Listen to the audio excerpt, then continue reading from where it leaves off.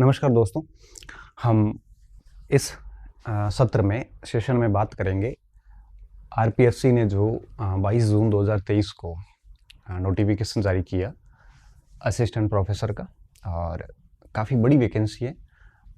Total 41 subject है और 1913 पद है इसके अंदर। इतनी बड़ी भर्ती आरपीएससी के इतिहास में प्रोफेसर बैच की आज तक नहीं आई। ये सबसे बड़ी भर्ती है और मुझे लगता है कि आगे भी ऐसी भर्ती हाल फिलहाल संभव नहीं है। इतनी बड़ी वैकेंसी तो नहीं आएगी और आगे जो वैकेंसीज आएगी तो उनमें भी गुड एकेडमिक रिकॉर्ड, पीएचडी वगैरह ऐसी चीज़ें आ जाएगी। इस बार ऐसा कुछ भी नहीं है। तो यह अपने आप में एक गोल्डन अपॉर्चुनिटी है उन सब के लिए जो एक एस्पायर रखते हैं, इच्छा रखते हैं प्रोफेसर बनने की, उनके लिए।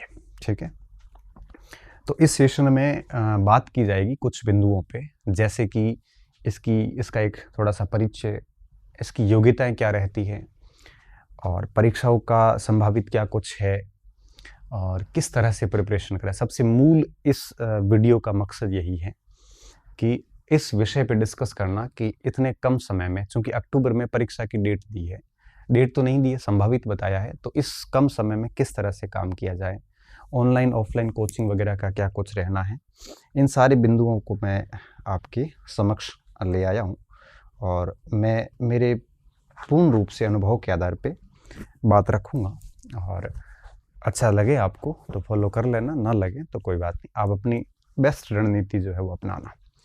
हमारी वार्ता जो रहती है वो बेसिकली आपको निर्णय निर्माण में मदद करती है। हमारी वार्ता का मुख्य उद्देश्य ये होता है कि कुछ ऐसे बिंदु जो भर्ती विज्ञापन में स्पष्ट लिखे हुए नहीं होते वो क्लियर करने होते हैं, ताकि निर्णय निर्माण में आपकी स्थिति क्लियर हो, संशय मस्तिष्क में रहे नहीं।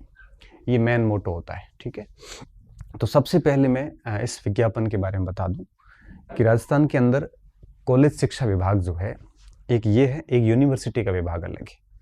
कॉलेज शिक्षा विभाग उच्च शिक्षा मंत्रालय के अधीन आता है और उसमें सबसे नीचे की जो पोस्ट होती है शैक्षणिक में, वो होती है असिस्टेंट प्रोफेसर। तो असिस्टेंट प्रोफेसर की भर्ती है ये। इसे हिंदी में सहायक आचार्य कहते हैं। पहले कभी कॉलेज लेक्चरर कहा जाता था, बाद में ये चेंज करके और क्या कर दिया गया, सहायक आचार्य कर दिया गया, है ना। इसे इंग्लिश में कहते हैं असिस्टेंट प्रोफेसर। यूनिवर्सिटी के समान नियम बना दिए गए थे। तो असिस्टेंट प्रोफेसर की वैकेंसी है और इनको कॉलेज लेक्चरर के रूप में पदस्थापित किया जाता है। और अगर मैं बात करूं कॉलेज शिक्षा में, तो इनका 6000 का ग्रेड पे होता है, यूनिवर्सिटीज़ के समान होता है और आप इसको कह सकते हो लगभग 70-80 हज़ार रुपये के आसपास की वेतन की पोस्टिंग है। तो शिक्षा विभाग की सबसे बड़ी पोस्ट कह सकते हो, एकेडमिक जगत की हाईएस्ट पोस्ट कह सकते हो, जो सीधी भर्ती से ली जाती है। क्योंकि असिस्टेंट प्रोफेसर के बाद इन्हीं का प्रमोशन होकर एसोसिएट प्रोफेसर बनाए जाते हैं, इन्हीं को प्रमोट करके बाद में प्रोफेसर बनाए जाते हैं।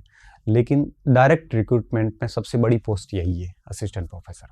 ठीक है, तो ये वैकेंसी है और 1913 पदों पर आई है। 48 सब्जेक्ट है, इनकी पूरी लिस्ट है। और मैं कहता हूँ कि जितने भी सीरियस स्टूडेंट हैं उनको पूरा विज्ञापन प्रिंट करके उसकी एक एक पंक्ति ठीक से पढ़नी चाहिए, क्योंकि 14 पेज है इसमें और उससे अगर पढ़ लिया जाए तो एक भी बिंदु है वो अस्पष्ट नहीं रहेगा। ठीक है, तो ये तो है पूरे भर्ती की सामान्य जानकारी।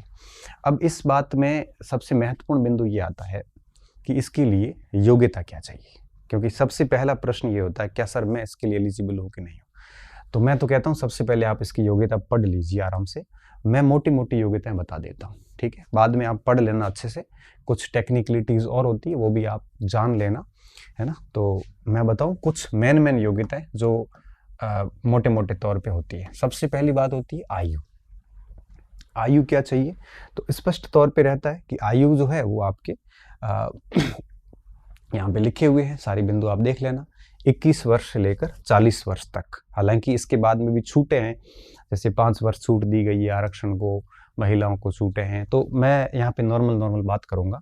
तो आयु चाहिए जो 21 वर्ष का हो चुका है बच्चा से लेकर 40 वर्ष तक। ठीक है, इसमें बाकायदा डेट वगैरह दी हुई है कि 21 वर्ष 1 जुलाई 2023 को हो जाना चाहिए, है ना।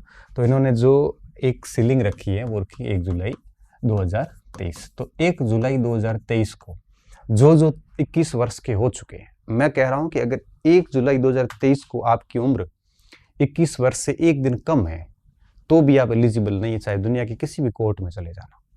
हाँ, अगर बाद में फॉर्म की डेट एक्सटेंड होती है और आरपीएससी कहती है कि भाई हम इस 1 जुलाई को 20 जुलाई पे काउंट करेंगे, तो हो सकता है, लेकिन अभी तक ऐसा कभी हुआ नहीं है और मेरी जानकारी में तो नहीं हुआ। ठीक है, तो मतलब किसी का जन्म अगर 2 जुलाई को है और वो 2 जुलाई को अगर 2023 को वो 21 वर्ष का हो रहा है, तो वो एलिजिबल नहीं है। क्यों? क्योंकि 1 जुलाई को 21 वर्ष का होना जरूरी है न्यूनतम, और अगर वो 1 जुलाई को 40 वर्ष की उम्र क्रॉस कर गया है तो भी वो एवरेज हो जाएगा। मतलब 30 जून का किसी का जन्म है तो भी एवरेज हो जाएगा, अगर कैटेगरी में उसको फायदा नहीं मिल रहा है तो होगी उम्र की बात। तो उम्र में आरपीएससी बड़ी स्ट्रिक्ट रहती है योग्यताओं में। तो 21 से अगर कई 1-2 बच्चों का मैसेज भी आया, सर मेरी 3 दिन कम उम्र हो रही है, 3 दिन कम हो रही है तो भी बेटा बाहर है, आप अंदर नहीं है। ठीक है, और 40 वर्ष से छूट दी जाती है, वो छूटें आप देख लेना आराम से, आप जिस भी कंसर्न कैटेगरी के हैं। और 40 वर्ष से आप अधिक है तो आप विज्ञापन वैसे ही पढ़ ही लोगे, क्योंकि पढ़ना ही चाहिए आपको। तो पहली बात। दूसरी बात, शैक्षणिक योग्यता क्या चाहिए। अब अच्छा, राज्य का हो चाहे भारत का कोई भी नागरिक फॉर्म डाल सकता है, ध्यान रखना इस बात का। भारत का कोई भी नागरिक, क्योंकि कई बच्चों को ऐसा मिसगाइड किया गया है कि राजस्थान में केवल राजस्थान के लोग आते हैं, ऐसा कुछ भी नहीं है, कहीं से भी आ सकता है, अदर स्टेट के बच्चे भी आ सकते हैं। ठीक है, कोई भेदभाव नहीं है। आप अगर अंक लाओगे अच्छे, आपको इंटरव्यू में बुलाया जाएगा, आराम से हो जाएगा उसका। ठीक है, तो भारत का नागरिक होना चाहिए, बाकी किसी भी स्टेट को हो कोई फर्क नहीं पड़ता। तीसरी बात आती है शैक्षणिक योग्यता। अब देखो शैक्षणिक योग्यता क्या चाहिए इसमें, एजुकेशन क्वालिफिकेशंस क्या चाहिए। तो एजुकेशन क्वालिफिकेशन में चाहिए आपके पास में नेट, या चाहिए आपको स्टेट एलिजिबिलिटी टेस्ट सेट। ये कभी की भी हो सकती है, क्योंकि इनकी अवधि असीमित होती है। किसी ने 2001 में नेट किया वो भी एलिजिबल है, 2023 में किया वो भी एलिजिबल है। और ये नेट और सेट कब चाहिए, जब आपके इंटरव्यू का पहला दिन होगा। ठीक है, इंटरव्यू कब होगा, 2024 में। 2024 में मान लो इंटरव्यू 20 जुलाई को है, तो 20 जुलाई तक आपका नेट और मास्टर्स क्लियर होना चाहिए। तो आपको क्या चाहिए, नेट सेट चाहिए, ये जरूरी है।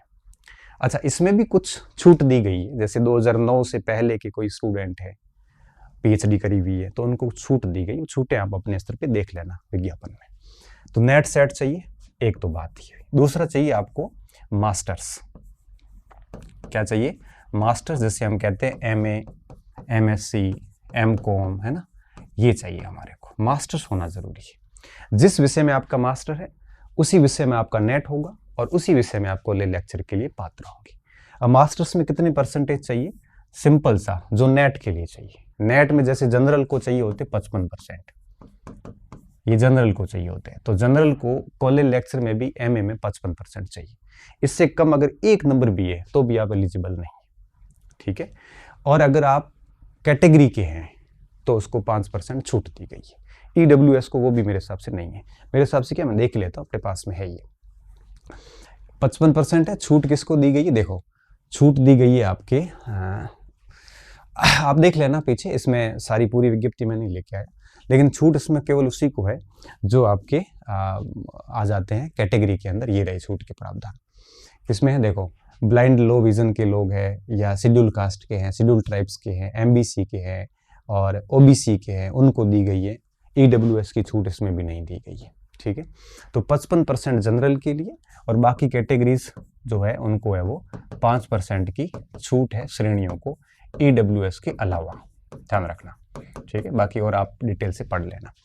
तो एमए में किसी के भी 55% है और कैटेगरी में है तो 50% है, तो उनको है वो छूट है। ये वैसे भी मैं आपको एक बात बताऊं, नेट के लिए भी 55% जनरल को चाहिए, ओबीसी को 50 चाहिए। तो आपके ओबीसी को कॉलेज लेक्चर में भी कितने चाहिए, 50 चाहिए, क्योंकि इसकी योग्यता सेम रखी गई है, ताकि अगर मान लो लड़के को या किसी लड़की को, किसी स्टूडेंट को नेट के लिए कोई परसेंटेज नहीं रखे गए हो और उसने नेट कर ली, फिर उसको रोक दिया जाता है तो ठीक है। लेकिन मान लेते हैं कि यहाँ 55% से वाले नेट कर सकते हैं, या नेट कर ली, इधर इन्होंने कुछ और गड़बड़ कर दिया तो गड़बड़ हो जाए, इसलिए इन्होंने क्या किया, योग्यता समान रखी है। ठीक है, तो मास्टर्स इसके पास में होनी चाहिए और रिलेवेंट सब्जेक्ट के अंदर। तीसरी बात आती है, गुड एकेडमिक रिकॉर्ड कंप्लीटली हटा दिया गया है। ठीक है, गार अब है नहीं, गुड एकेडमिक रिकॉर्ड है नहीं, इसलिए अब बीए के परसेंटेज मायने नहीं रखते, अब आपके 12वीं के परसेंटेज मायने नहीं रखते। 10th के परसेंटेज मायने नहीं रखते, आपका ग्रेजुएशन में क्या सब्जेक्ट रहा ये भी मायने नहीं रखता, ठीक है। ग्रेजुएशन में सब्जेक्ट क्या रहा सिमिलर होना कोई ज़रूरी नहीं है। आप, मैं कह रहा हूँ कि बीएससी के हैं और बाद में एमए हिस्ट्री में करके भी प्रोफेसर बन सकते हैं। अच्छा, इसमें कोई बीएड नहीं चाहिए, है ना, कुछ भी नहीं चाहिए। ये सारी चीज़ें आरपीएससी ने हटा दी है। केवल और केवल आपको मास्टर्स चाहिए, एमए या एमएससी या एमकॉम, और जिस विषय में मास्टर किया उसमें आपके परसेंटेज होने चाहिए और आपका नेट सेट क्लियर होना चाहिए, ठीक है। ये 2 योग्यताएं हैं और कोई योग्यता नहीं। अच्छा, इसमें तीसरी बात सबसे महत्वपूर्ण ये कि तीसरी सबसे महत्वपूर्ण बात ये कि योग्यता पूरी कब चाहिए, तो उसमें 2 शर्तें हैं, ठीक है। जैसे 26 जुलाई लास्ट डेट है फॉर्म की, शायद 26 है 27 है, आप देख लेना। तो लास्ट डेट जो है फॉर्म की, अब जो फॉर्म की लास्ट डेट है उस डेट तक आपका एमए प्रीवियस हो जाना चाहिए, है ना। जो मास्टर है उसका प्रीवियस हो जाना चाहिए, रिजल्ट आ जाना चाहिए। अगर रिजल्ट नहीं आया है तो फिर आप एलिजिबल नहीं होंगे। अगर फॉर्म की लास्ट डेट बढ़ जाती है आगे तो वो अलग बिंदु बनता है। अभी मान लेते हैं 26 जुलाई जैसे लास्ट डेट है, आगे डेट है आप देख लेना। अब जैसे ये 26 जुलाई लास्ट डेट मानी, तो 26 जुलाई तक आपका एमए या एमएससी या आपके एमकॉम इसका प्रीवियस जो है, जो आपके यूं कहिए कि फर्स्ट सेमेस्टर जो है वो आपका कंप्लीट हो जाना चाहिए। 26 जुलाई 2023 तक इसका रिजल्ट आ जाना जरूरी है, अदरवाइज आप एलिजिबल नहीं होंगे। पहली डिमांड रहती है आरपीएससी की ये, ठीक है। दूसरी डिमांड ये रहती है कि इंटरव्यू की जो डेट होगी उस तक, जिस दिन आपका इंटरव्यू का पहला दिन, फर्स्ट डे, जब इंटरव्यू का फर्स्ट डे होगा उस दिन तक आपके पास में एमए पूर्ण होनी चाहिए और आपके हाथ में नेट भी होनी चाहिए, ठीक है। नेट अगर ये दोनों नहीं है तो भी आप बाहर हो जाओगे, ठीक है। तो एमए प्रीवियस कब पूरा हो जाना चाहिए? 26 जुलाई को। कोटा ने बड़ी घास काट रखी है। कोटा ने घास ये काट रखी है कि फाइनल के फॉर्म भरवा दिए गए, एमए की परीक्षाएं भी नहीं हुई, किसी के वो बाकी है, किसी के पता नहीं क्या क्या बाकी है, बच्चों के केसेस आते हैं हमारे पास में। तो मैं बहुत स्पष्ट कह देता हूं कि एमए प्रीवियस का रिजल्ट लास्ट डेट तक आ जाना चाहिए। अगर नहीं आया है तो आप एलिजिबल नहीं होंगे। अगर एग्जाम ये फॉर्म की डेट आगे बढ़ती है तो फिर अलग इश्यू बनता है, ठीक है। तो शैक्षणिक योग्यता ये रह गई, उम्र हो गई, और भारत का नागरिक कोई भी राज्य का कोई भी बच्चा आपके यहाँ पे भर सकता है, कोई दिक्कत नहीं है, ठीक है। अच्छा, इसमें आप अगर कैटेगरी का फ़ायदा वगैरह लेना चाहते हैं, उम्र का और इस सब का, तो आप अपने सर्टिफिकेट जितने भी हैं, मैं तो आपको यही सुझाव दूंगा कि आप अपडेट कर दो, ठीक है ना। जितने भी प्रमाण पत्र है, चाहे ओबीसी का हो, जाति प्रमाण पत्र वगैरह, ये सब अपडेट कर दो। क्यों फालतू टेंशन लेने? नहीं तो क्या आप परेशान होंगे, कहोगे सर अब मुझे एलिजिबल करेंगे कि नहीं करेंगे, मेरा 3 साल पुराना, 2 साल पुराना। तो प्रोसेस में डाल दो ना, 1 महीना पड़ा है, 2 दिन खराब होंगे और 2 दिन में सर्टिफिकेट नहीं बना दो, कोई दिक्कत नहीं है। फिर परेशान होंगे, बाकी है कुछ भी नहीं, शपथ पत्र में भी काम चल जाता है। लेकिन मैं ये सोचता हूँ कि क्यों फालतू परेशान होना, मानसिक रूप से अशांत होना, इससे अच्छा है कि 2 दिन जाके सर्टिफिकेट नए रिन्यू करवा दो, ठीक है ना। तो 6 महीने से पुराने हैं तो रिन्यू करा दो, तो आगे क्या होगा कि बाद में पूरी भर्ती प्रक्रिया में कोई समस्या नहीं रहेगी, मस्तिष्क में कोई भी प्रश्न नहीं रहेगा और आराम से आप अपना काम करते जाओगे, ठीक है। तो जो भी छूट लेना चाहते हैं, तो अगर अच्छा छूट लेते हैं आप, तो फिर आप उसी कैटेगरी की पोस्ट के लिए एलिजिबल होंगे। जैसे मान लो कि आपकी परसेंटेज जनरल के 54% ही है, मान लो एमए में, आप जनरल में नहीं जा रहे हैं, फिर आप मान लो ओबीसी के स्टूडेंट है, एमए में 54% है, आपने ओबीसी का फायदा ले लिया। इसका मतलब ये हुआ कि कॉलेज इलेक्शन में जैसे ओबीसी वर्ग की 8 पोस्ट है, तो आप उस 8 पोस्ट में कॉम्पीट करोगे, आपको जनरल की पोस्ट पे कॉम्पीट नहीं करने दिया जाएगा, ठीक है, अगर आप कैटेगरी का फायदा लेते हैं तो। जैसे मान लो कि आपकी उम्र 40 से अधिक हो गई है, तो फिर आप ईडब्ल्यूएस, एमबीसी वगैरह किसी कैटेगरी का फायदा लेके फॉर्म भर रहे हो, तो फिर आपको उस कैटेगरी की सीट अलॉट होगी, आपको नहीं होगी। ऐसी रूलिंग भी चलती है ना, इस बात का भी ध्यान रखना। तो ये बात होगी यहाँ पे, ठीक है। तो शैक्षणिक योग्यता होगी, मोटी मोटी मैंने बता दी, और बाकी ज़्यादा ज़रूरी भी नहीं है, ठीक है। तो इसने भी यही लिखा है, मास्टर्स डिग्री 55% वगैरह, और फिर अब नेट हो जानी चाहिए। हालांकि नेट की रूलिंग है, अब वैसे रूलिंग में नेट होती है सारी, ऐसा कुछ है नहीं इसमें। और ये 55% चाहिए, फिर 5% छूट दी गई है, ठीक है। Relaxation at 5% shall be allowed at the bachelor's as well as the master's level. हालांकि बैचलर के परसेंटेज नहीं लिखे हैं, लेकिन माना ये गया है, पिछली भर्ती परीक्षाओं की मैं बात करूं तो बीए के अंदर बैचलर में भी 45% हो जानी चाहिए। वैसे पिछला जो गुड एकेडमिक रिकॉर्ड था उसके अनुसार मैं बता रहा हूँ, ठीक है। तो इस बार ऐसा कुछ है रखा नहीं है। तो बीएससी बीकॉम, अगर किसी की जनरल के कोई बच्चा है और उसके बीए में 45% है तो कोई दिक्कत नहीं है, और कैटेगरी के हैं तो उनको 40% चाहिए। फिर भी इन्होंने स्पष्ट नहीं लिखा है, लेकिन पुरानी भर्ती की बेसिस पे मैं ये बात कर रहा हूँ, तो इसमें भी कोई दिक्कत वाली बात नहीं। वैसे 45% बच्चों के हो जाते हैं, ठीक है। तो ये आपको क्वालिफिकेशन चाहिए। और बीए में स्पष्ट रूप से लिखा नहीं, लेकिन पिछले भर्ती में जो गार की डेफिनेशन दी गई थी उसमें 45% थे, तो उसमें भी 5% की सारी छूटें आ जाती हैं, ठीक है। तो ये इसकी एजुकेशन क्वालिफिकेशंस के बारे में बात हो गई। अब ये बिंदु क्लियर हो गया। अब बात आती है तीसरा बिंदु कि चयन की प्रक्रिया क्या रहती है, ठीक है। मैं चयन की प्रक्रिया पे बात कर लेता हूँ। अब देखो, चयन जो होता है इसमें 3 चरण होते हैं। कितने होते हैं? 3 चरण होते हैं। एक होता है आपके परीक्षा, 2 चरण होते हैं। एक परीक्षा होगी और होगा आपके साक्षात्कार, ठीक है। साक्षात्कार इंटरव्यू होगा, और इंटरव्यू हटे नहीं, इंटरव्यू बने हुए हैं। परीक्षा होती है 200 अंक की, और इंटरव्यू होता है 24 अंक, और टोटल मेरिट किसमें बनती है? 224 में से आपकी मेरिट बनती है, ठीक है। अब जो ये 200 की परीक्षा होगी, इसमें प्रश्न आते हैं 400। सवाल कितने आते हैं? 400। एक प्रश्न आता है, हाफ वैल्यू होती है उसकी, ठीक है। अब 400 प्रश्न होते हैं, 200 अंक होते हैं। ये पेपर होते हैं टोटल 3, फर्स्ट पेपर और सेकंड पेपर, ठीक है, और थर्ड पेपर। अब जो फर्स्ट पेपर है, ये दोनों होते हैं सब्जेक्ट के, ये कंप्लीट आपका विषय होता है, ठीक है, जिसमें से आपको प्रश्न मिलेंगे टोटल 300 प्रश्न। 150 प्रश्न यहाँ से आएंगे, 150 प्रश्न यहाँ से आएंगे, ठीक है। तो 300 प्रश्न आते हैं सब्जेक्ट के, मतलब सब्जेक्ट होता है आपके 150 अंक का, ठीक है। ये प्रश्न लिखे हैं मैंने, 150 अंक का सब्जेक्ट होता है। 75 का फर्स्ट पेपर, 75 का सेकंड पेपर। थर्ड पेपर में प्रश्न आते हैं 100, ठीक है, और अंक होते हैं 50।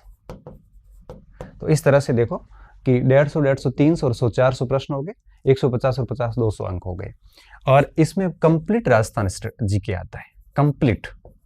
इसमें एक भी प्रश्न दूसरा नहीं होता, इसमें कंप्लीट राजस्थान जीएस होता है, जिसमें आपके इतिहास संस्कृति के 20 प्रश्न, राजस्थान भूगोल के 20 प्रश्न, राजस्थान अर्थव्यवस्था के 20 प्रश्न, राजस्थान राज व्यवस्था के 20 प्रश्न, और राजस्थान करंट के 20 प्रश्न, ऐसे करके 100 प्रश्न आते हैं। उसमें कंप्लीट राजस्थान जनरल स्टडी को कवर किया हुआ होता है, ठीक है। तो थर्ड पेपर ये कहलाता है। वैसे बच्चे पूछते हैं सर फर्स्ट पेपर, इसको बच्चे फर्स्ट पेपर मानते हैं ना, ये थर्ड पेपर है, फर्स्ट और सेकंड सब्जेक्ट का होता है, और ये 24 अंक का साक्षात्कार होता है। इस हिसाब से इसकी कट ऑफ तय होती है। यही वो क्षेत्र जहाँ पे अच्छे मार्क्स किए जा सकते हैं। यहाँ पे अनसर्टेनिटी, कोई पता नहीं चलता, यहाँ पे कई जगह आरोप भी लगते हैं, यहाँ पे बहुत सारी चीज़ें और भी होती है। यहाँ पे कुछ लोग ईमानदारी से भी काम करते हैं, कुछ पर कई बार आरोप भी लगते हैं, कई सारी चीज़ें होती हैं। सब जांच का विषय मैं कुछ नहीं कहूँगा, लेकिन रिटर्न आप अच्छा करोगे तो यहाँ पे अगर मिनिमम नंबर भी चलते हैं तो भी आप मान के चलिए, क्योंकि ये आपके हाथ में नहीं है, ये आपके हाथ में, तो इसमें आप अच्छा स्कोर करके यहाँ आराम से काम किया जा सकता है। तो चयन प्रक्रिया में 3 चीज़ें होती है। अब बात आती है कि एक रूल्स बना था 40% का, राजस्थान सरकार ने रूल्स बनाया था कि 40% मार्क्स अनिवार्य हैं, और कॉलेज संस्कृत शिक्षा विभाग के अंदर 40% जरूरी भी कर दिए गए हैं, ठीक है। फर्स्ट ग्रेड में अभी 40% का नियम था, कई बच्चे बाहर हो गए। पीटीआई में कई बच्चे बाहर हो गए, पूरी पोस्ट भी फिल नहीं हुई। कंप्यूटर अनुदेशक में कई सारी पोस्ट खाली गई 40% के नियम के कारण, मतलब न्यूनतम 40% मार्क्स लाना जरूरी है। लेकिन इस भर्ती में 40% का कोई नियम नहीं बनाया है, ठीक है।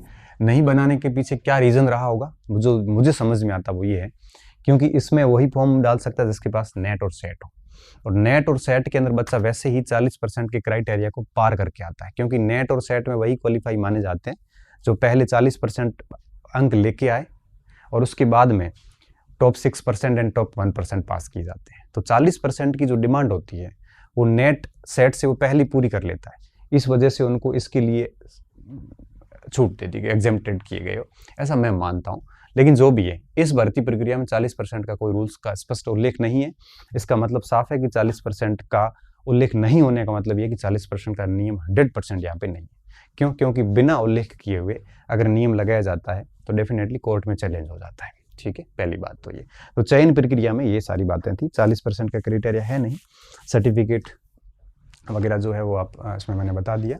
तो 40% की क्राइटेरिया जैसी कोई समस्या वाली बात नहीं है, हालांकि होना चाहिए, मैं तो ये मानता हूँ, क्योंकि एक न्यूनतम जो है वो तय होना चाहिए, क्योंकि अगर न्यूनतम तय नहीं होता है तो निश्चित तौर पे एक वो अच्छे जो है वो इक्वालिटी आनी बहुत ज़रूरी होती है। और मैं मानता हूँ कि सीरियस होकर बच्चे पढ़ेंगे भी अगर उसका न्यूनतम वेटेज रखेंगे तो, है ना, ये बातें हैं यहाँ पे। अब ये बात हो गई, चयन प्रक्रिया हो गई। तो चयन में तीनों पोर्शन ये रहते हैं। आप अपने सब्जेक्ट का सिलेबस आरपीएससी की वेबसाइट पे डाउनलोड कर लेना और देख लेना first paper, second paper, third paper में क्या कुछ है। ठीक है, चयन प्रक्रिया की बात हो गई। अब बात आती है लास्ट में कि मैं कोचिंग वगैरह का क्या करना है, वो अलग बात है। इसके अलावा और भर्ती में क्या क्या देखना, देखो मैंने बता दिया आपको कि फर्स्ट पेपर में क्या है, सेकंड में क्या है, थर्ड पेपर में क्या है, इंटरव्यू में क्या है। और एक और बात, इससे इंटरव्यू में इन्होंने इस बार क्लियर कर दिया है कि 3 टाइम हर कैटेगरी के, जैसे एससी में 15 पोस्ट हैं तो 45 बच्चे हैं इंटरव्यू कॉल किए जाएंगे। ठीक है, और इंटरव्यू में कोई न्यूनतम नंबर अभी तक तय नहीं किए गए हैं। आरपीएससी ने कहीं तय नहीं किया अभी तक कि 2 नंबर या 3 नंबर लाने में फेल कर दिया जाएगा, ऐसा कहीं पर भी प्रावधान अभी तक नहीं है। लिखा है कि to the extent of 3 times of total number of vacancies category wise. ठीक है, हर श्रेणी में जितनी भी भर्ती है उसके 3 गुना बच्चों को इंटरव्यू कॉल किया जाएगा। The candidate who obtain such minimum qualifying marks in written examination as may be fixed by the commission shall be summoned for interview. यहाँ पे थोड़ा सा मुझे यूँ लगता है कि आरपीएससी जो है, जो कुछ निर्धारित अंक तय करेगी, उस अंकों के बेस पे वो जितने भी वो बच्चे आएंगे उनमें वो अंक का क्राइटेरिया जो भी पार करेंगे उनमें से 3 गुना को बुलाया जाएगा। यहाँ पे अगर देखो as may be fixed by the commission shall be summoned for interview, उनको बुलाया जाएगा। तो such minimum qualifying marks in written examination, तो इस जगह जो पॉइंट लिखा हुआ the candidate who obtain such minimum qualifying marks in written examination, अब ये मिनिमम क्वालिफाइंग मार्क्स जो है ये कमीशन तय करेगी, उतने नंबर लाएंगे उसी को इंटरव्यू में बुलाया जाएगा। ठीक है, अब ये बिंदु जो है ये बताना ये चाह रहा है बेसिकली कि अब जो 200 अंक है इनमें से, जैसे मान लेते हैं कि किसी पोस्ट पर जैसे कहीं पर 20 पोस्ट थी, है ना, और 100 बच्चे ऐसे हैं जो आपके यूं कहिए कि अच्छे खासे नंबर ला रहे हैं, 60 ही बुलाने हैं। 20 पोस्ट है तो 60 बुलाने हैं, तो 60 बच्चे जो है वो यहाँ से बुलाए जाएंगे। अब 60 बच्चों के लिए वो न्यूनतम क्वालिफाइंग मार्क्स भी रख सकती है आरपीएससी। तो आरपीएससी यहाँ पे 40% नियम रखने के लिए स्वतंत्र है, लेकिन यहाँ पर ऐसा कोई स्पष्ट मेंशन नहीं है। तो आप अपने हिसाब से तैयार रहना, लेकिन फर्स्ट ग्रेड के अंदर स्पष्ट रूप से लिखा हुआ, ऐसा इसमें स्पष्ट रूप से लिखा हुआ नहीं है, लेकिन यहाँ पे आरपीएससी अपना फायदा ले सकती है। ठीक है, आगे देखिए, सिलेबस आरपीएससी ने दे दिया है और आगे नया भी जारी कर देंगे, लेकिन आपको ऐसे टेंशन लेने की आवश्यकता नहीं है। क्यों? क्योंकि नया सिलेबस जब भी आता है तो कोई 5, 7, 10% चेंजेस होते हैं। जनरली पुराना हटता कम ही है, जुड़ता ही है। तो आप अपनी तैयारी सतत रूप से जारी रखिए। कुछ नए टॉपिक जुड़ेंगे तो बाद में आप उसको और तैयार कर लेना, लेकिन आप इस भरोसे ये रह नहीं सकते कि भाई अभी तक सिलेबस नहीं आया तो मैं पढ़ूँ नहीं। सिलेबस तो कभी भी जारी कर देंगे ये लोग, लेकिन पुराने सिलेबस के बेस पे आप अपनी तैयारी है वो शुरू कर देनी चाहिए, ऐसा मैं मानता हूँ। ठीक है, ये तो बात हो गई, इसमें मोटी मोटी बातें हो गई। फॉर्म भरने की डेट मैंने बता दी, और एक बिंदु और भी रहता है कि फॉर्म भरने की डेट तो आ गई, अब बात आती है एग्ज़ाम कब होगा। तो एग्ज़ाम की बात है तो आरपीएससी ने अक्टूबर की संभावना जता दी है। तो मैं मानता हूँ एक सीरियस स्टूडेंट को मान लेना चाहिए कि अक्टूबर में ये एग्ज़ाम होगा। ठीक है, और इसके बाद अगर आगे एक्सटेंड होता है तो जनवरी फरवरी तक जा सकता है, लेकिन अपन ऐसा क्यों माने कि एक्सटेंड होगा। आप तो ये मान के चलिए कि एग्ज़ाम जब सरकार खुद कह रही कि हम अक्टूबर में करवाएंगे, जब आरपीएससी कह रही है अक्टूबर में करवाएंगे, तब आप और मैं कौन होते हैं ये कहने वाले कि अक्टूबर में नहीं होगा। ठीक है, इस भरोसे आप बिल्कुल ना रहें। बढ़िया तो अव्वल तो ये है कि आप अपनी तैयारी है वो जारी करें और बढ़िया तरीके से पढ़ें। ये तो होगी इस भर्ती पूरी की जानकारी। अब मैं बात करूंगा कि तैयारी कैसे करें। अब तैयारी करें कैसे, ये सभी का अलग अलग परसेप्शन होता है, सभी की अलग अलग स्ट्रेटजी होती है। मैं मेरी स्ट्रेटजी पे बात करूंगा कि अगर मैं आपकी जगह होता तो क्या होता। मैं सारे स्टूडेंट को 3 भाग में बांट रहा हूँ, अभी ध्यान से सुनना, शायद आपको निर्णय लेने में मदद कर सकें ये बात। पहले वो विद्यार्थी हैं, जो अभ्यर्थी है, जो पिछला प्रोफेसर हुआ था, पिछली भर्ती प्रक्रिया में माइनर नंबर से रहे थे। पिछली भर्ती प्रक्रिया में या तो आपके इंटरव्यू दे के आए थे, या आपके कोई वेटिंग में रह गए, या फिर आपके यूं कहिए कि रिटर्न में बहुत ही माइनर मार्जिन से इंटरव्यू कॉल से रह गए, है ना। तो माइनर मार्जिन से कुछ जो रहे हैं, तो पिछली भर्ती के जो भी एस्पिरेंट्स हैं पिछली वैकेंसी के, जिनका सिलेबस उस समय भी ठीक ठाक तैयार था, एक तो वो स्टूडेंट है। दूसरी वो स्टूडेंट है जिन्होंने पिछली भर्ती को सीरियसली नहीं लिया था, लेकिन उस समय ये बाद में फर्स्ट ग्रेड लग गए, और फर्स्ट ग्रेड लगे हुए हैं और प्रिपरेशन कर रहे हैं। फर्स्ट ग्रेड होंगे या सेकंड ग्रेड लगे हुए हैं और प्रिपरेशन कर रहे हैं, या आपके थर्ड ग्रेड लगे हुए हैं और मतलब अध्यापक लगे हुए हैं और अपनी तैयारी पॉलिटिकल साइंस की कर रहे हैं। इसमें उनकी दावेदारी मजबूत नहीं थी पिछली भर्ती में, इस बार है। और तीसरे स्टूडेंट ऐसे हैं जो बिल्कुल बेरोजगार हैं, जिनके पास में ना फर्स्ट ग्रेड की जॉब है, ना सेकंड ग्रेड की है, ना थर्ड ग्रेड की जॉब है, और पिछली भर्ती में भी पार्टिसिपेट नहीं किया था, है ना। एक वर्ग वो भी है, और इसके अलावा कोई वर्ग है तो अपने आप को इससे जोड़ दें, है ना। मैं ये 3 वर्ग मान के चलता हूँ। अब मैं तीनों के बारे में एक साथ बात करूंगा, तो उम्मीद है कि आपको चीज़ें ठीक तरीके से समझ में आ जाएगी। अब मैं सबसे पहले ये बात करूंगा जो पिछली वैकेंसी में बहुत माइनर मार्क्स से रह गए थे, या फिर इंटरव्यू दे के आए थे, या फिर इंटरव्यू की वजह से रह गए, या फिर रिटर्न में क्वालिफाई नहीं हुए, 2, 5, 7 नंबर से रह गए। उन बच्चों को मैं सिर्फ यही सलाह दूंगा कि आपने पिछली भर्ती के लिए जो भी कंटेंट पढ़ा था, है ना, जो भी कंटेंट पढ़ा था, उस कंटेंट को दोष ना देते हुए आप वापस उस कंटेंट को ठीक तरीके से रेडी करें। नए कंटेंट में मत जाएं आप। क्यों? क्योंकि नया कंटेंट जाओगे तो 4 महीने में आप उस कंटेंट को रेडी नहीं कर पाओगे, क्योंकि आप नए तो है नहीं। आपने पहले से चीज़ें पढ़ रखी है, आपने सिलेबस ना करते थोड़ा बहुत 2-4 बार पढ़ा ही होगा, आपने नेट भी की है, आपने परीक्षा में भी अच्छा स्कोर किया होगा, तो फिर आपको नई सामग्री पे अब जाने की आवश्यकता नहीं है, मेरा ये मानना है, पहली बात। दूसरी बात, आपको अब थोड़ी सेलेक्टिव प्रिपरेशन करनी चाहिए।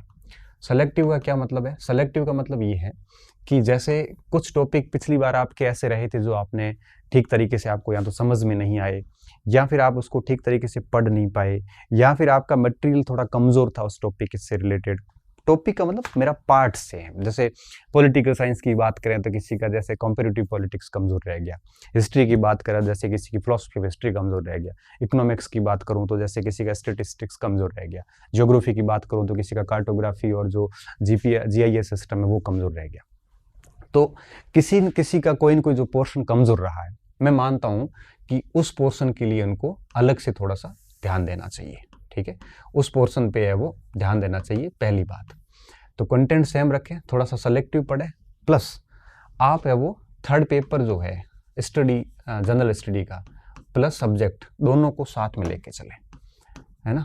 भले आप 2-3 घंटे ही दें थर्ड पेपर को, बट दें, और सब्जेक्ट के पेपर को थोड़ा सा अतिरिक्त टाइम दें और उस हिसाब से उसको पढ़ें। तो गवर्नमेंट एम्प्लॉय के बारे में भी मुझे बात करनी है, अभी मुझे याद आ रहा है, एक सेकेंड।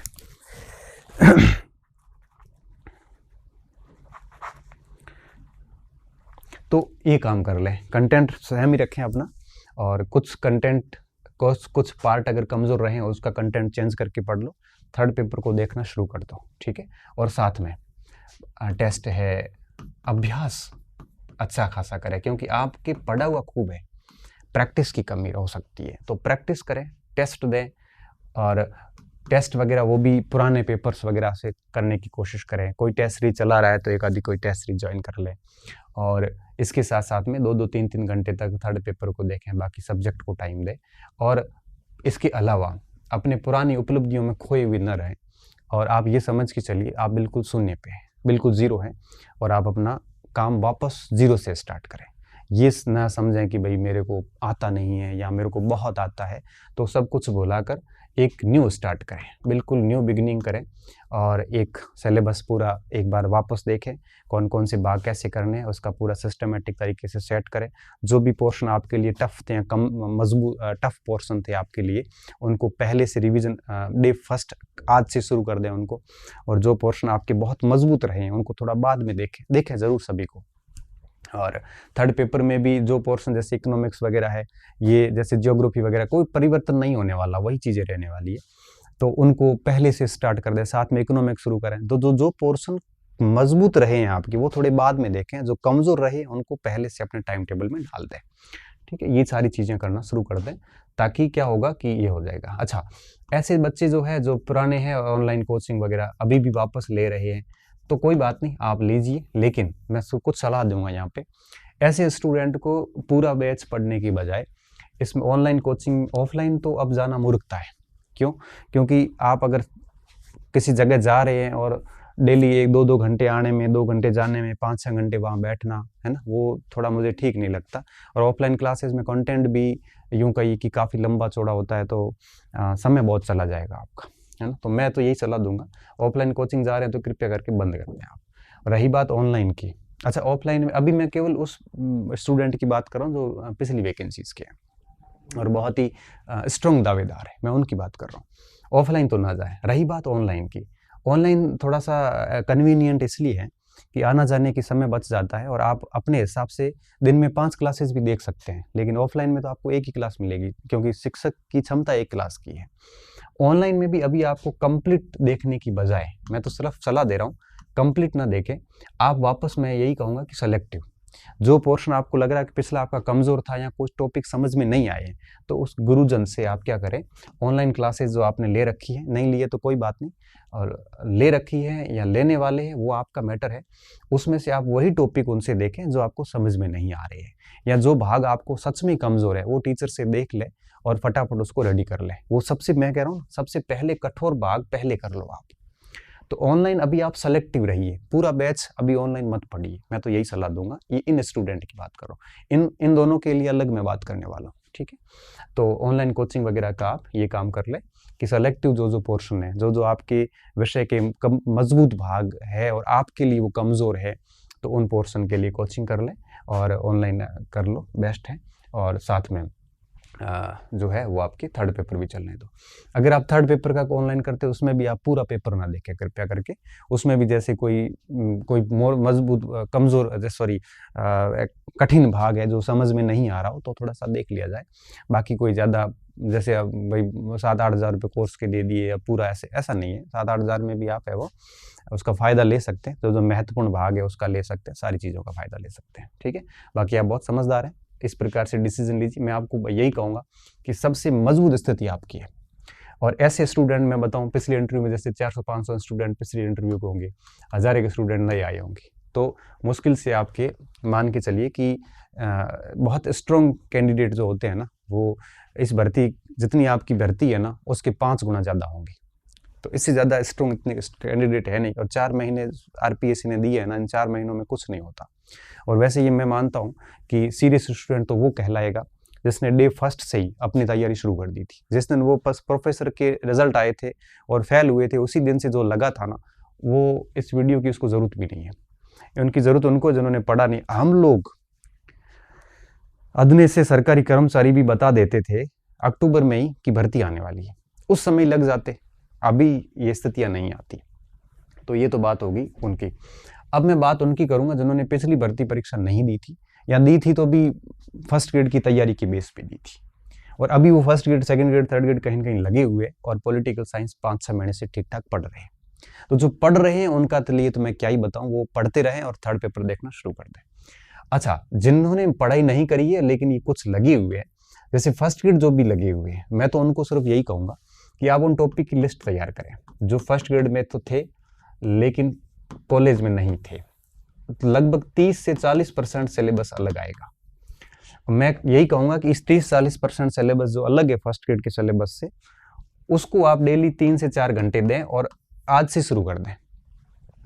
और जो थर्ड पेपर है उस पर भी काम करना शुरू करें 2-3 घंटे। अब पीछे बचे 2-3 घंटे जो है वो आप किसको दें, वो फर्स्ट ग्रेड के सिलेबस को रिवाइज कर लो वापस। समझ गए आप कि फर्स्ट ग्रेड का जो सिलेबस है उसको रिवाइज कर लो और उसके अतिरिक्त टॉपिक की लिस्ट बना दो और उसको डेली 4-5 घंटे का टाइम दो, और थर्ड पेपर को 1-2 घंटे देना शुरू कर दो। आपका दिन 3 भागों में बंट जाना चाहिए। इनका दिन तो 2 भागों में बंटेगा, आपका 3 भागों में बंट जाना चाहिए, ताकि फर्स्ट ग्रेड का रिविजन हो जाएगा और 30-40% जो नया है वो तैयार हो जाएगा, और 2-3 घंटे आप रेगुलर दे दो। कोचिंग के संबंध की अगर मैं बात करूँ तो उनको भी मैं यही कहूँगा कि कंप्लीट बैच करने की बजाय सेगमेंट करिए आप। जो सेगमेंट आपका कमज़ोर है वो कोचिंग से कर लीजिए, कोई दिक्कत नहीं है, खूब टाइम है। 2-4 क्लासेस देख लेने से नॉलेज और बढ़ता है, क्योंकि सेल्फ स्टडी से जो काम 10 घंटे में होता है वो ऑनलाइन क्लास में 2 घंटे में भी हो जाता है। ठीक है, तो आप भी ऑनलाइन में सेम स्थिति रखिए। अच्छा, ये एक बार कोर्स मोटा-मोटा हो जाता है, उसके बाद में आप भी ये टेस्ट और प्रैक्टिस का काम करिए। इनको मैंने टेस्ट और प्रैक्टिस डे फर्स्ट से क्यों कहा है, क्योंकि इनके सिलेबस पहले एक बार पूरे किए हुए हैं। आप लोगों के अगर पूरे किए हुए हैं तो आप भी टेस्ट और प्रैक्टिस शुरू कर दें। अगर नहीं किया हुआ, आधे अधूरे भंवर में बैठे हैं, अभी से शुरू करने वाले हैं, तो ये काम आप भी है वो थोड़ा सा समय बाद में करें। 1-2 महीने पहले ये पूरा कर लें एक बार, उसके बाद में ये काम है वो शुरू करें।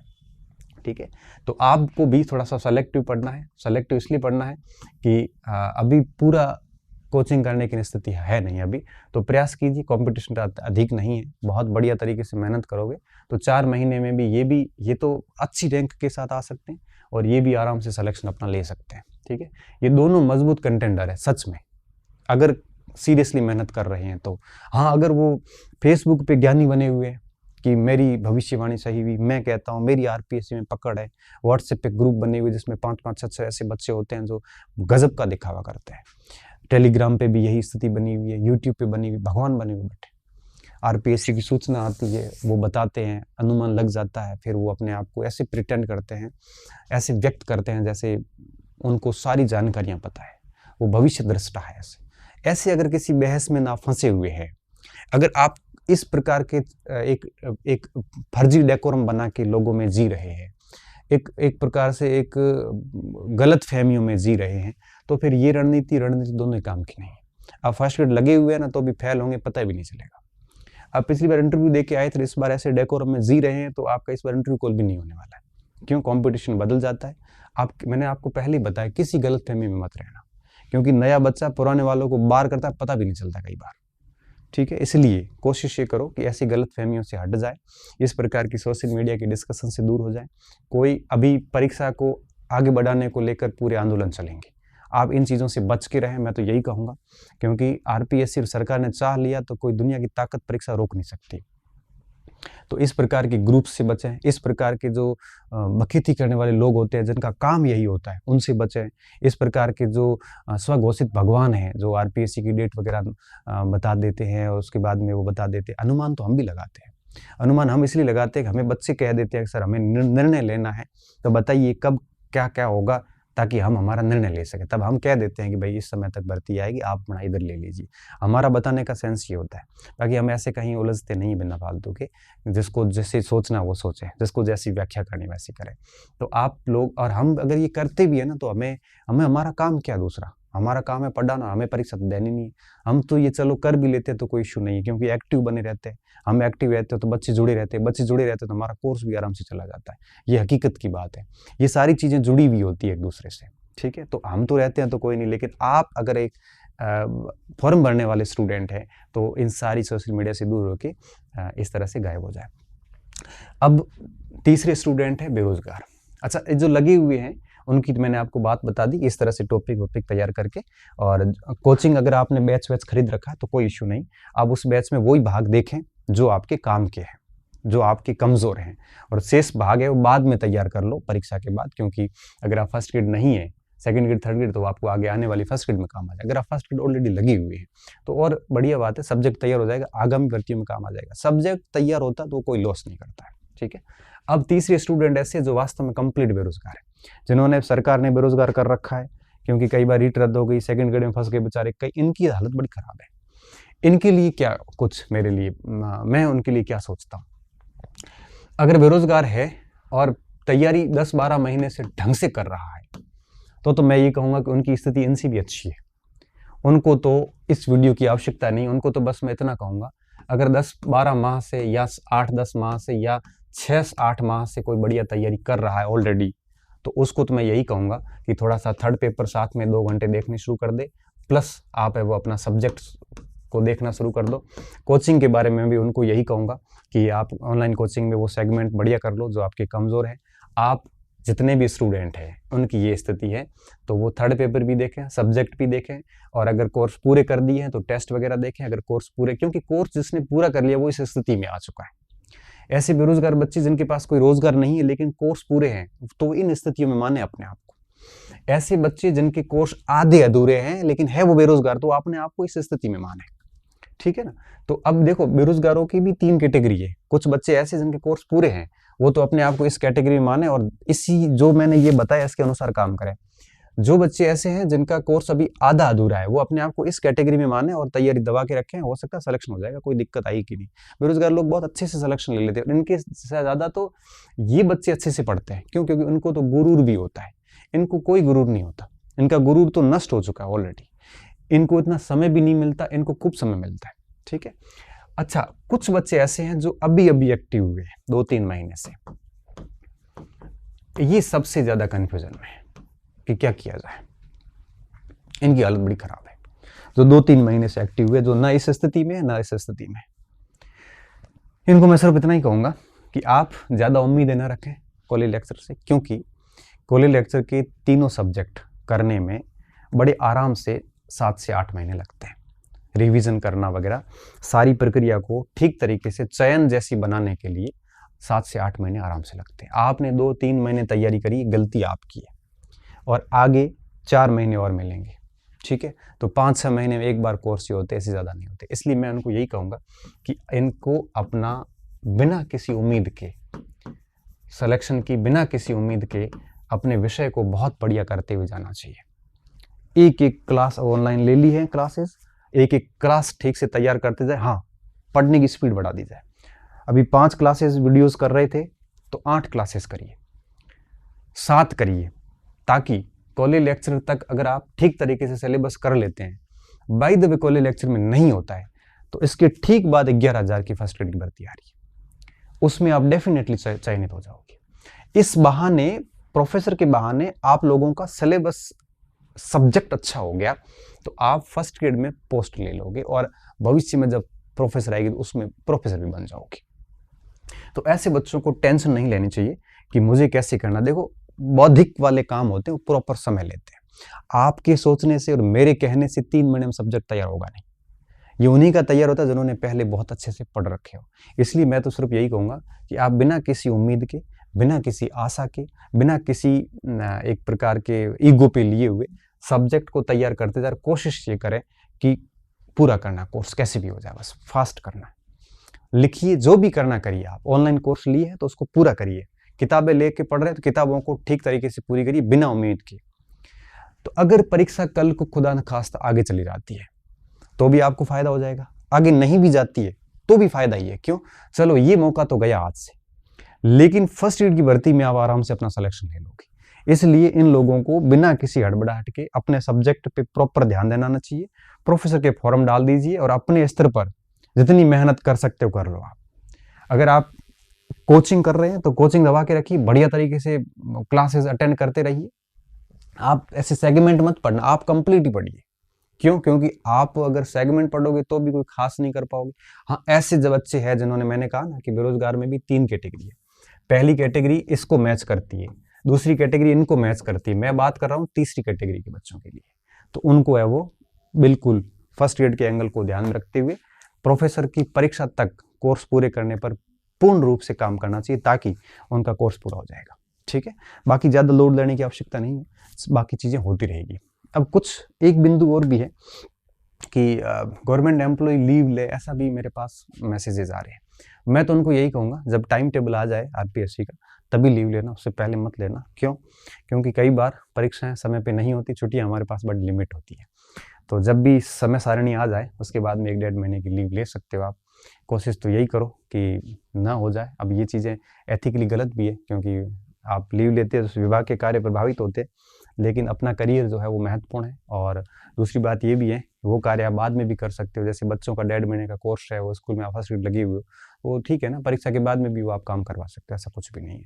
लेकिन ये परीक्षा का मौका जीवन में वापस कभी नहीं आएगा। तो स्वहित परहित के बजाय स्वहित भी ठीक ज़रूरी है। परहित तो कह रहे ही है, परहित बाद में भी किया जा सकता है, पहले खुद का देख लेना चाहिए। तो मेरे हिसाब से टाइम टेबल से पहले छुट्टी लेना थोड़ा सा ठीक नहीं है, क्योंकि परीक्षा का आरपीएससी की कार्यप्रणाली को देखते हुए कोई भरोसा नहीं है कि परीक्षा हो, और हो भी सकती है। इसलिए ऐसी संशय की स्थिति में अभी ना ले, टाइम टेबल के बाद ही लोगे तो बढ़िया रहेगा।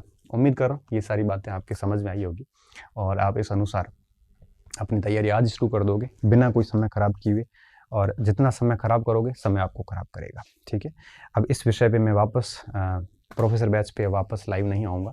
हाँ, हिस्ट्री पॉइंट के जो स्टूडेंट हैं, जो मेरे बैच के स्टूडेंट हैं, उनके लिए मैं आज शाम को एप्लीकेशन पे लाइव रहूँगा और उसका नोटिफिकेशंस मैसेजेस में दिया जा चुका है। वहाँ पे अपन बात करेंगे कि अपने बच्चों को क्या करना है, ठीक है। तो अपने बच्चे मतलब उस बैच से जुड़े हुए बच्चों की मेरी जिम्मेदारी है कि उन्होंने कितना कुछ कोर्स किया, कैसे किया, उनसे बात करूँगा। बाकी इसको फॉलो करोगे तो डेफिनेटली आपको फ़ायदा ही होगा। बाकी इतनी बढ़िया वैकेंसी है, इतना ज़्यादा कॉम्पिटिशन भी नहीं है और जो लगातार लगे हुए थे वो तो डेफिनेटली सिलेक्शन होंगे अगर वो थोड़ा सा ठीक काम करेंगे तो। और जो नहीं लगे हुए थे और जिन्होंने काम किया है उस हिसाब से करते रहना। बाकी ये इसमें मत फंसना, जितने सारे डिस्कशंस वगैरह इन चीज़ों से हट के और प्रॉपर तैयारी पर ध्यान देना ताकि आपको आगे इंटरव्यू पर डिपेंड ना रहना पड़े, ठीक है। बहुत बहुत धन्यवाद विद्यार्थियों, अच्छे रहिए, मस्त रहिए और पढ़ते रहिए।